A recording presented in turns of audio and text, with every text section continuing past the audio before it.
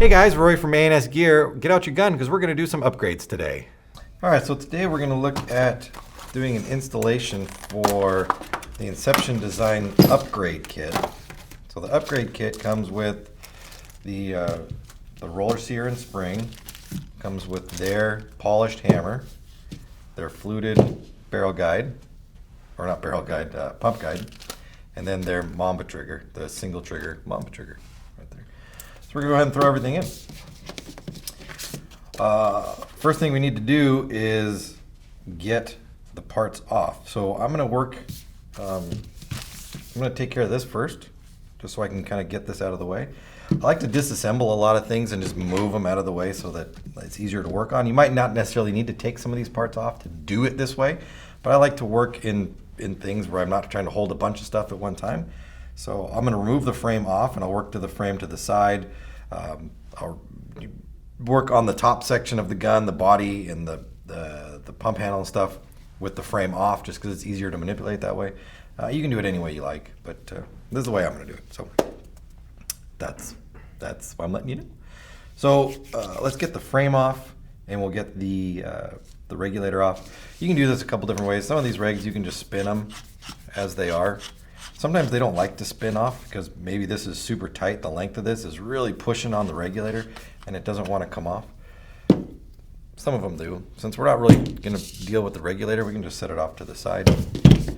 And then I'll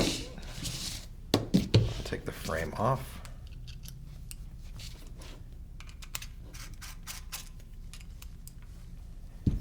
And we'll set it to the side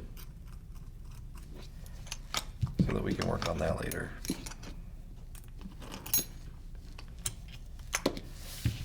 There we go. And there we go. Don't want to lose any of those screws. So now I've got this front assembly right here. To get this off, what we need to do is, there's two screws right there. One, two. We need to remove these two screws, and that will separate the front handle from the gun. We can just kind of slide that right off there. One thing we want to try to avoid doing as we're working on this is twisting these pieces.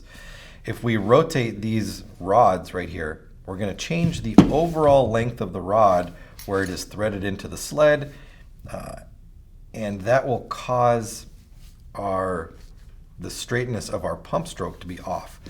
So if this rod right here is screwed in more to the sled than this one is, it's going to want to torque it this way, or opposite the other way if it's not screwed in as far. And that can make the pump stick, it can make it grind as it goes back and forth. So we want to make sure that if your pump stroke is good right now, where it freely moves up and down, that we don't adjust the length of these. And we can, if it does happen, you can just rotate it till you find the spot that you like. But the less we have to do with that, the better. Especially if you already have a gun that is set up and working. You don't want to make it not work.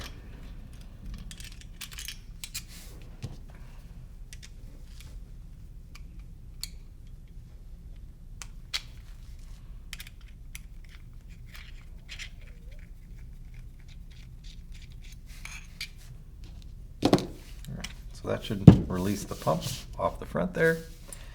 Get the Hitman plate out of the way. So now what we want to do is we want to get this off. Now this is held on by these two screws right here. If we just put an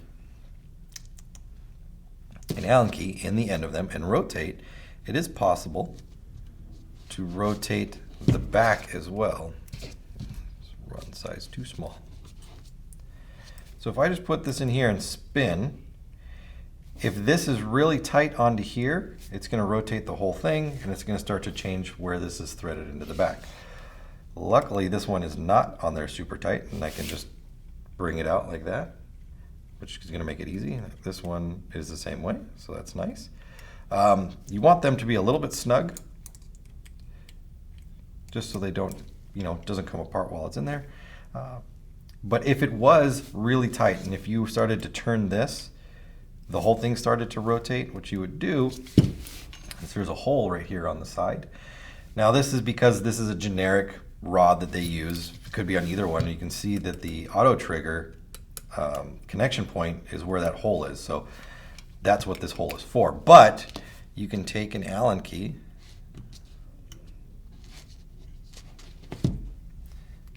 and you can put it in there like that, and it'll give you some sort of leverage where you can hold this and then spin that and hopefully break it free and get it off there. If you can't do that, next thing I would recommend is getting a pair of vice grips with a soft jaw at the front of them, nothing that's going to mark up the end of your rod here, and clamp it onto here, and that way you could come and then unscrew it from the front. Let's take that off. We'll take this one.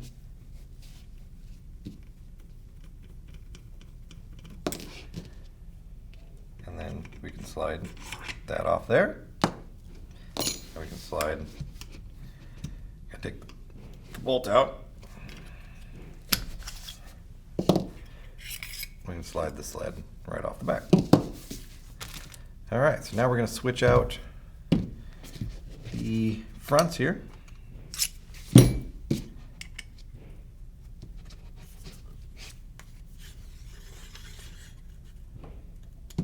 This will allow us to install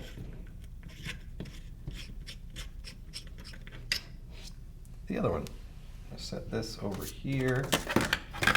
Keep those parts together so I don't lose them. This one.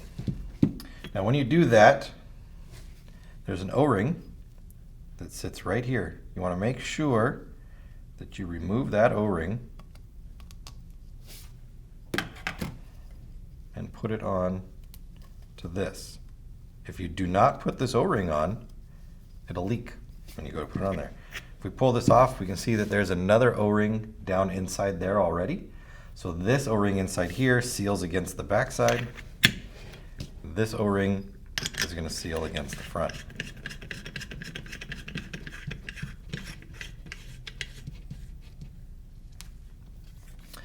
Now we're going to tighten this down just a little bit at the moment, but we still want, see how I can move this? What will happen, or what can happen, if you tighten this thing down, and let's say that this piece at the front right here is tilted to really to one side or the other, it's going to set these two holes off at an angle. And when you go to put this through, it's going to grind. One side's going to be sitting down, one side's going to be sitting up, and it's going to want to rub on the inside here. And that can affect the pump stroke, the quality of the stroke on there. So there's two ways that you can look to line this up. If you look along the top right here, you can see that there's two ridges along here. And if we offset it, now these don't line up and these are off. If we go the other way, they don't line up. So you can try to line up the two ridges along the top, or you can look at it from the bottom. You can look at it right here and make sure that these lines are lined up. So the underside of the body, the edge of the body right there, is lined up with the front block, or the vertical ASA. We don't want it to be like that, or so I can hold it better, like that, or like that. We kind of want it to be right in the middle right there, and then we want to tighten it down.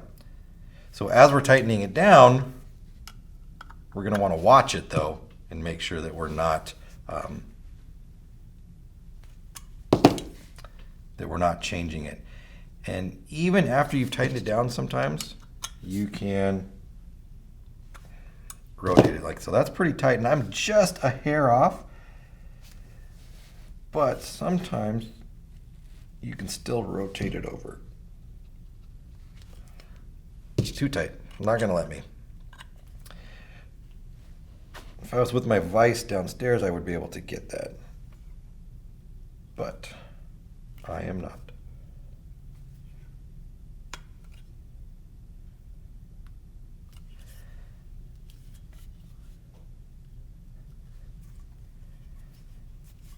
And it's super important. I probably don't need to spend as much time on it doing it to this one, but you it really does make a difference at the end when you go to put everything back together on how it lines up. So I think I'm pretty good here.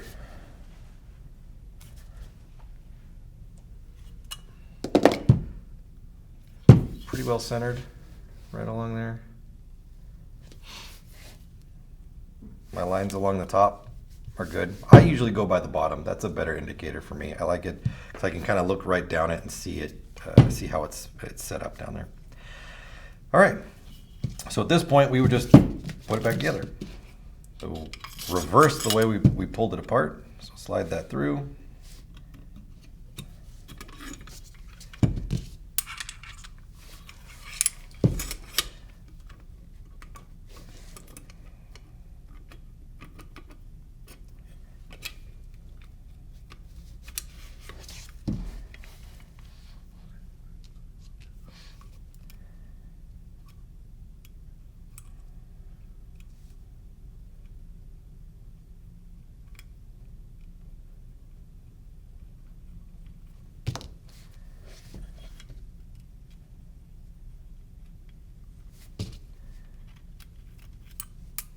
And then remember, as we're tightening these down, we want to make sure that we're not rotating this post again.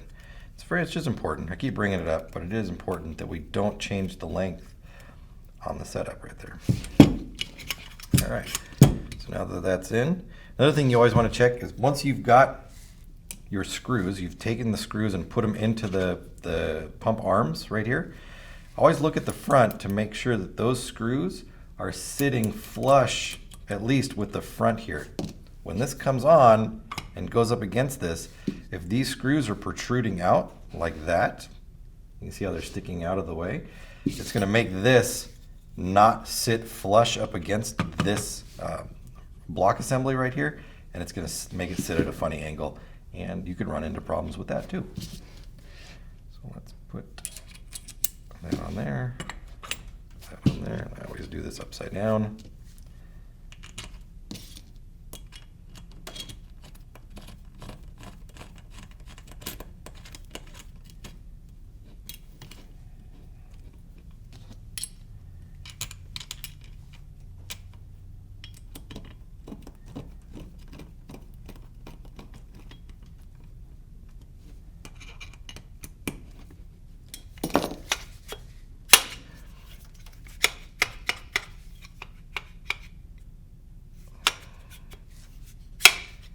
It's a little tight on there.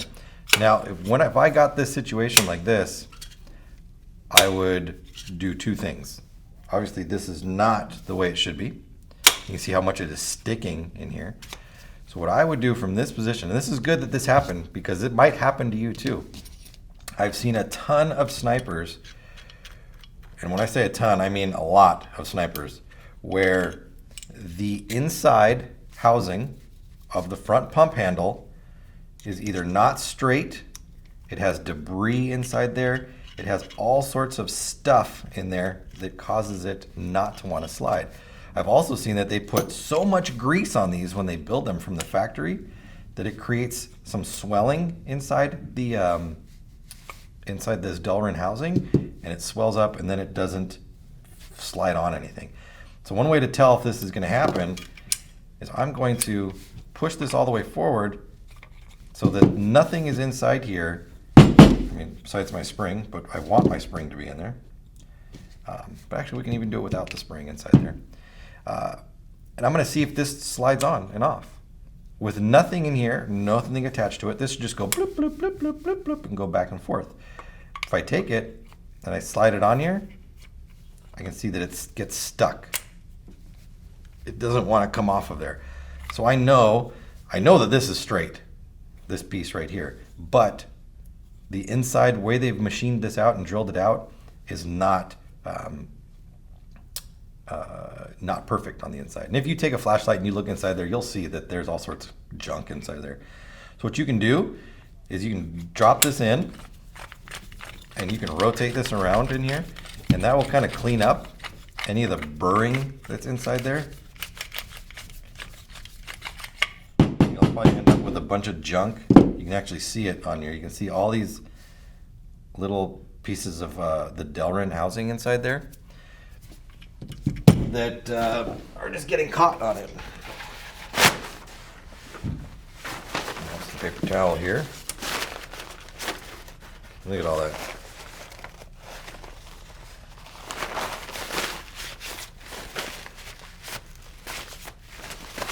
And this is pretty typical. This is not out of the normal.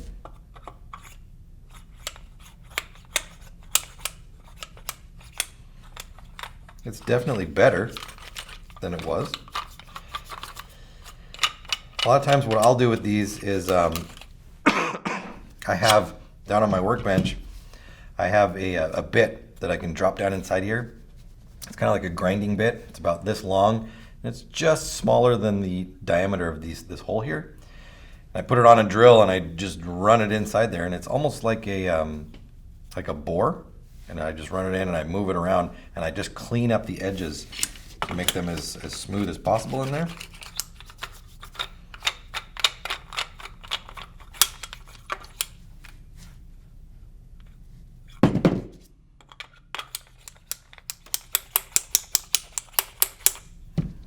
Let's see.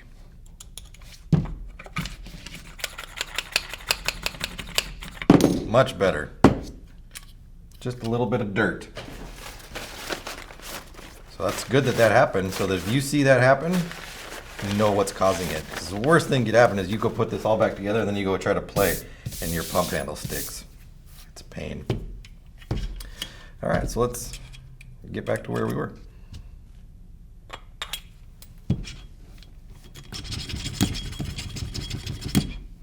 Much, much better.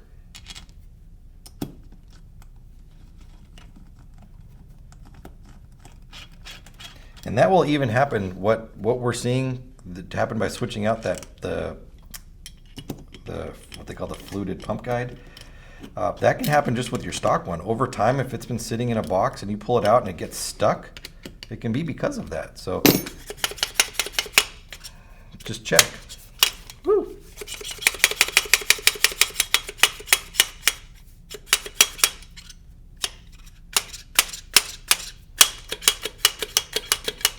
Perfect. Needs a little bit more work, actually. I think I just need to tighten this down so that that can't rotate like that.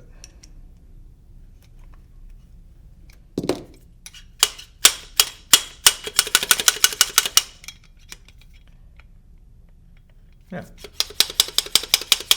So I would take this one back and I would machine it out a little bit more just to make it that much better.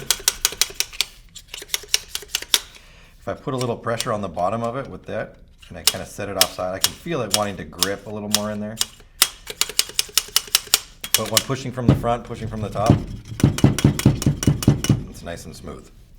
So that's set up and ready to go. So let's look at our trigger parts right now.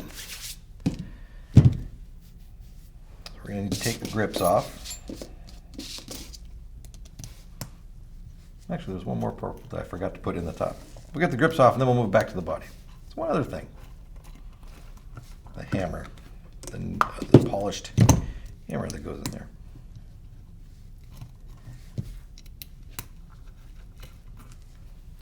Let's move those over there. Over there. And let's go back to this hammer real quick. Let's get this out of here. And let's look at that. All right, so we need to remove the old hammer out, and that's inside here. So the first thing we need to do to get to that is we have to pull the back of the gun off, or the velocity adjuster. So we're going to move this thing out, and the spring. You can see that the hammer is inside there. You can hear it sliding back and forth. You can actually see it sliding back and forth. But it will not come out because the lug, which is the part sticking down right here, it's protruding down into this cutout of the body so it doesn't slide out. Now the lug right there catches on the sear right there, and when you cock the gun back, the hammer slides back, the lug slips over the top of the sear and gets caught on the back side of it. So when you pull the trigger, the sear moves out of the way and the hammer slips off and goes forward and strikes the valve, opens the valve up, and shoots the ball out. So we want to remove this hammer out. So to do that, we need to adjust the lug height so that the lug moves up and we can slide it out. One thing I would recommend right now is before you pull the hammer out is look at the lug where it's sitting right now and kind of eyeball how high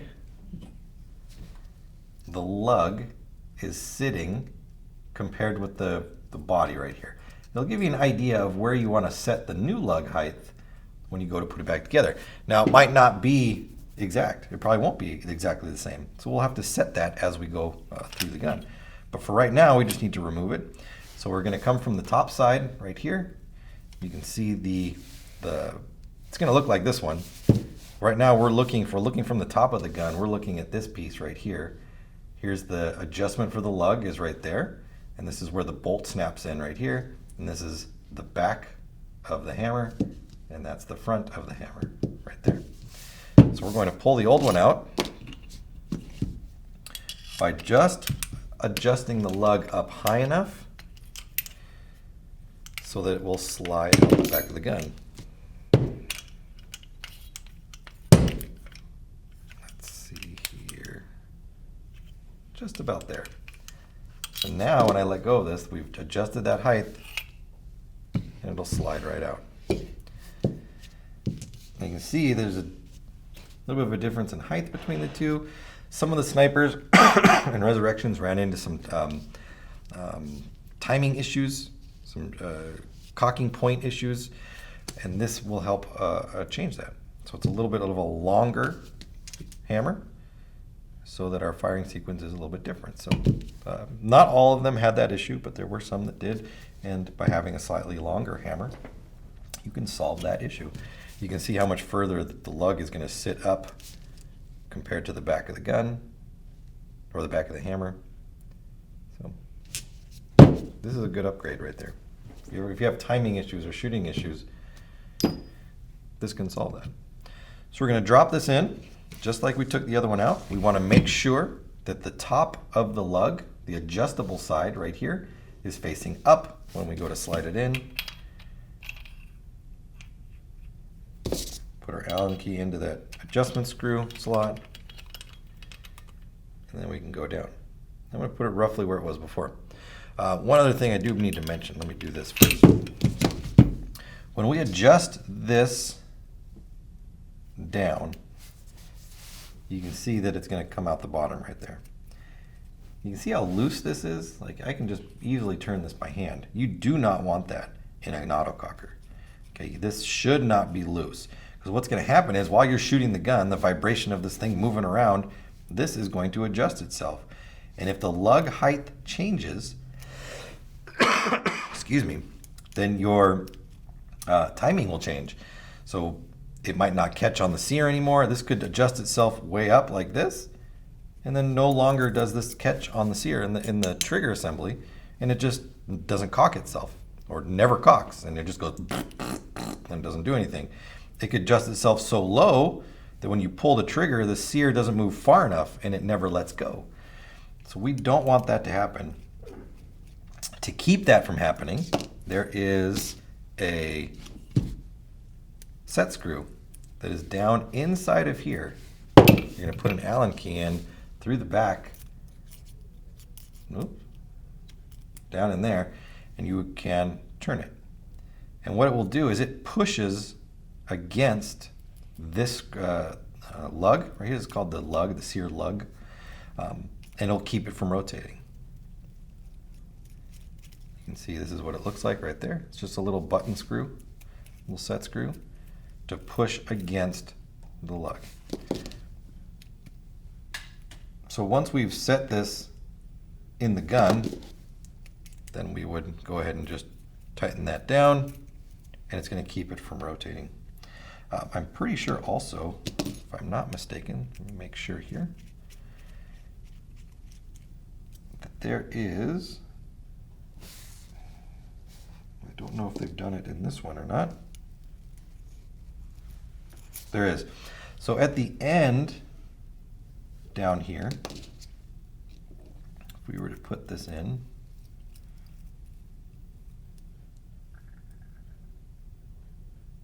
see if I can get it to pop out of there.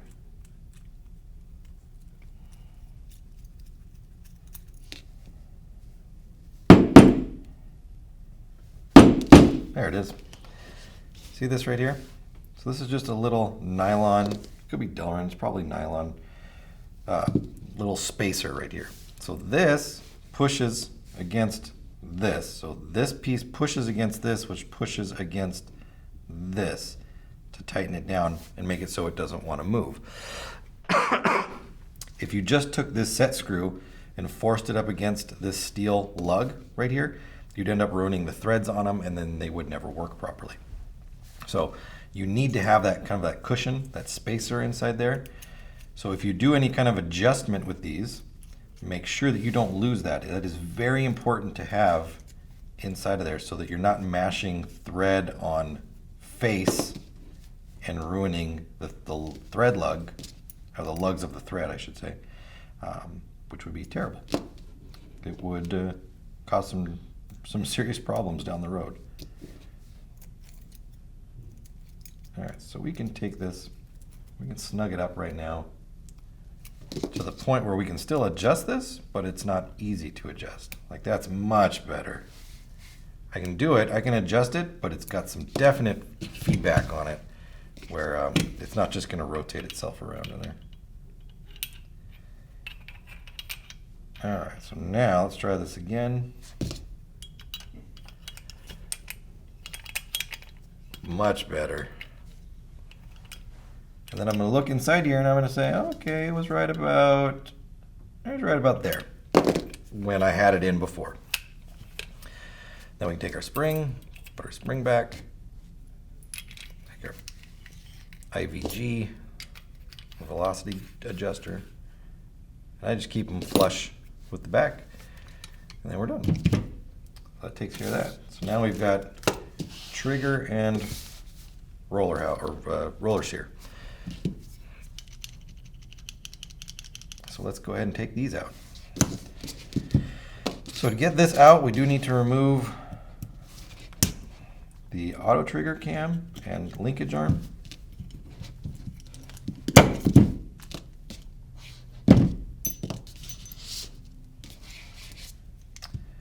The safety, I don't know if we need to, I don't remember if we need to remove the safety. I'm going to remove it anyway.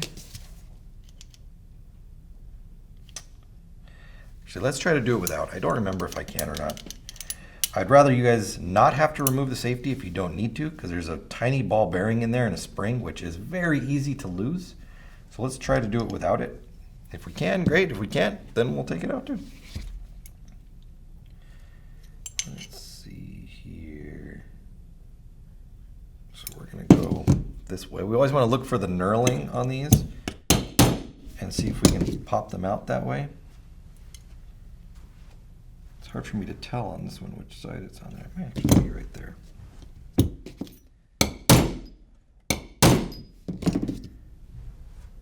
I'm going to need...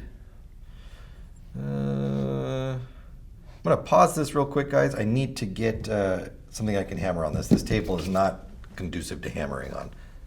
All right, so I was able to pop this one out.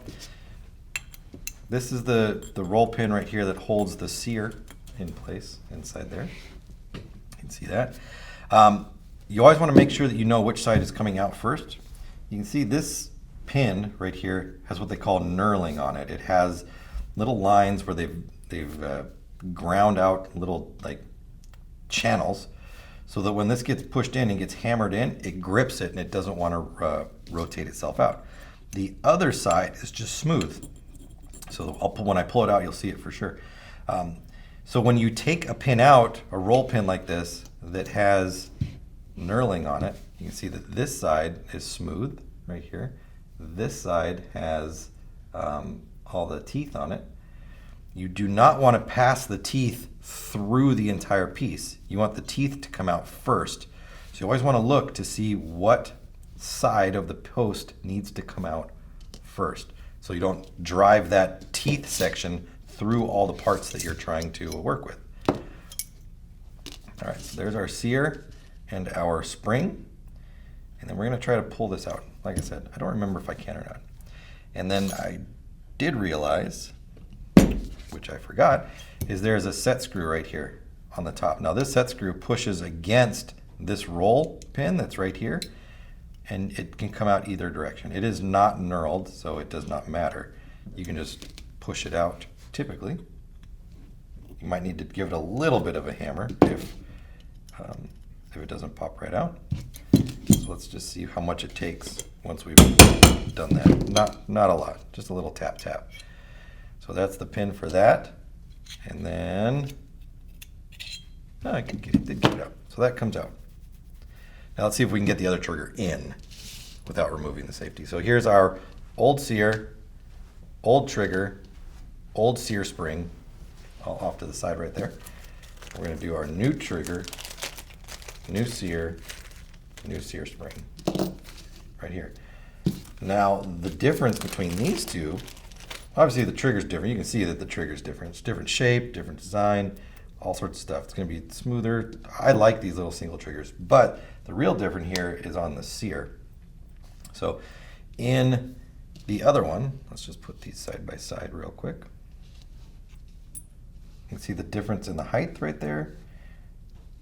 So it's going to have a little bit better range of adjustment.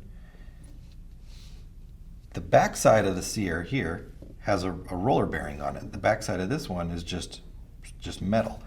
So when these two are working, this is just riding on this housing right here. There's a lot of friction right here. There's a lot of grinding, so it doesn't give you the optimal trigger pull. It's not as smooth as it could be. It's rough right there. Now with these, since there's a bearing in it, and they have a nice polished surface right here, when this rides on here, it's really smooth, really easy to move around, to manipulate, so it's really, really nice. That's going to give your trigger pull a huge difference in feel, smoothness, snappiness, just overall comfort. So it's a big upgrade right there. So we're going to put this in for, nope, we're going to put the trigger in first. Same order. We're going to do our trigger first. Let's see if we can drop the trigger in without taking the safety out. We can, we just moved it in a different position. Let's drop that right down in there.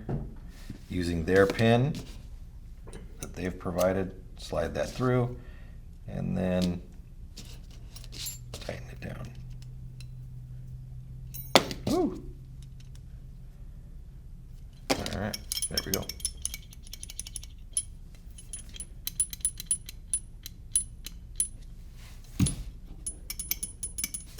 Now, we're going to take our new sear spring. We're going to drop in our new sear spring.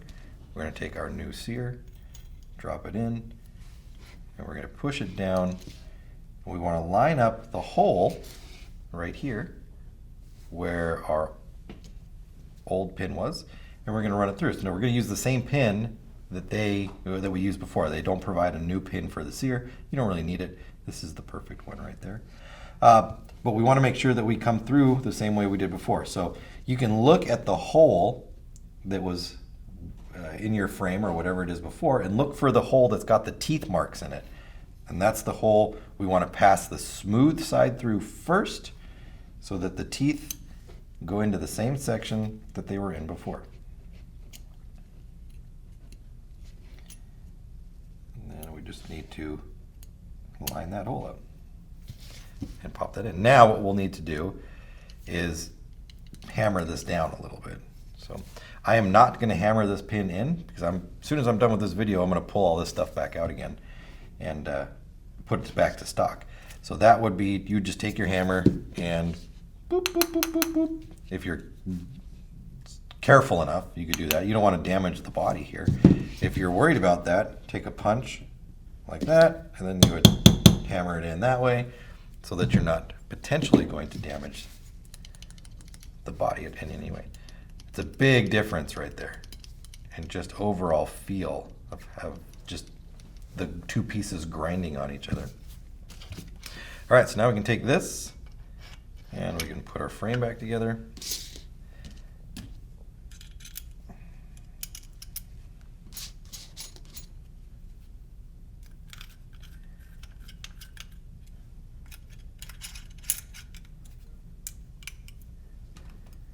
Tighten that down.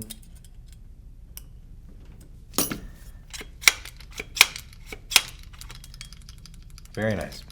So what I'm going to do first here is I'm not even going to put this on here. I don't need the air on it and anything to kind of set up my timing the way I like it.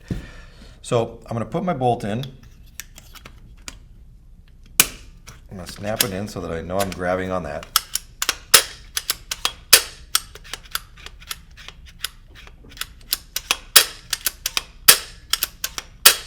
And I'm just feeling right now. I'm slowly pulling the trigger to see how much trigger play I get, like how much movement I get in the trigger before the sear releases the lug and the hammer slides forward.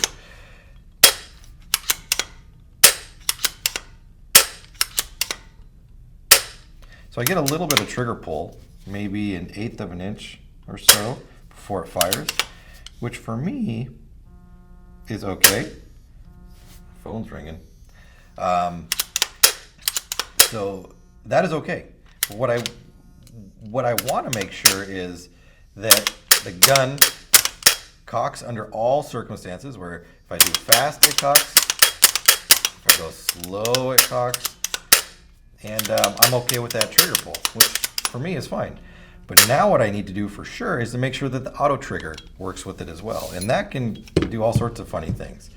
So I'm going to put this in. The way it's set up right now to shoot is fine with me. I don't like a trigger pull where it's right at the very beginning. I like it to move a little bit. So I'm going to put my, my cam in. My auto trigger. Hook that up. Go from there. Tighten that down. And now I'm going to try it just with the auto trigger, but not shooting it with the auto trigger. Just the auto trigger is set up, but I'm not going to hold the trigger down. I just want to make sure I still have the same setup on here, that I'm not being limited by the cam inside there as far as my trigger pull length, because that definitely will change now. Before, where after it fired, I would have some more trigger travel. I don't have that really anymore. I have a tiny bit because of the cam now going through there. So now what I would do is hold the trigger down and look to see where my release point is right here. You can see that I'm holding the trigger down, and as I'm coming forward, right about there it fires, right?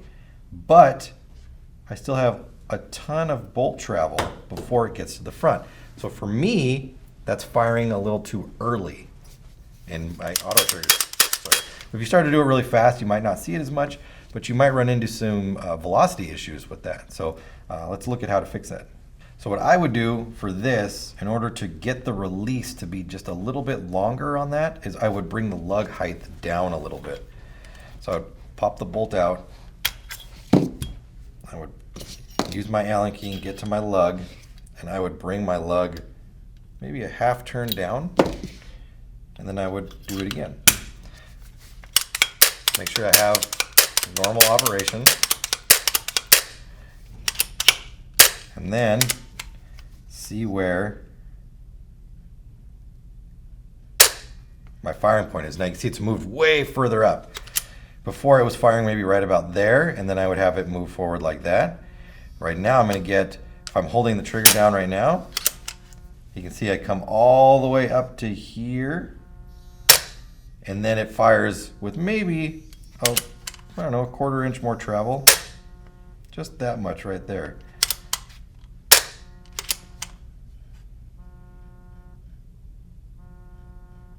Right about there. So I would probably, you could go a little bit further down on the lug, but not too much further.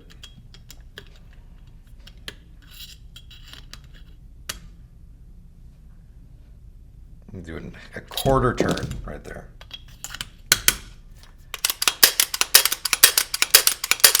Normal operation is good. See, now we've got to the point where if I hold the trigger down and I come all the way forward, it's all the way forward right now, but it didn't release. All the way forward. I'm having to pull the pump handle forward to get it to release. Now you're gonna run into some issues with that. So that's too far down now. I'm gonna go back in, get it in there, and I'm gonna come up maybe an eighth of a turn.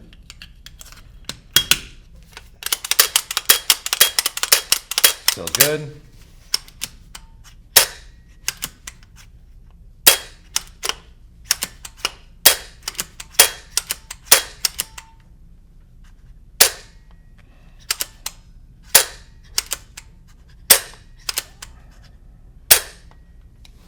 I'm gonna go back in. It's really come down to where you want to put this or how you want to set this up. And it's just little tiny little bits.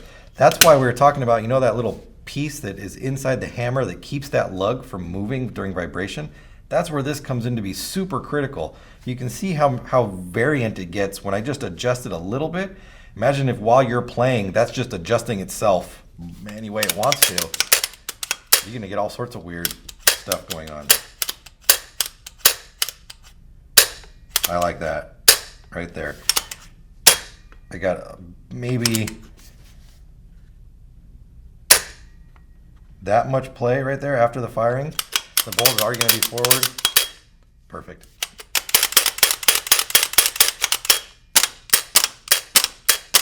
Another thing you want to always check with the auto trigger is if you're cycling super quick, that the hammer actually catches. I've seen a lot of people set up the auto trigger where if you cycle the gun quickly, it doesn't actually catch. The hammer and the lug don't catch each other, and the hammer doesn't stay cocked back, and the gun just burps and doesn't actually work.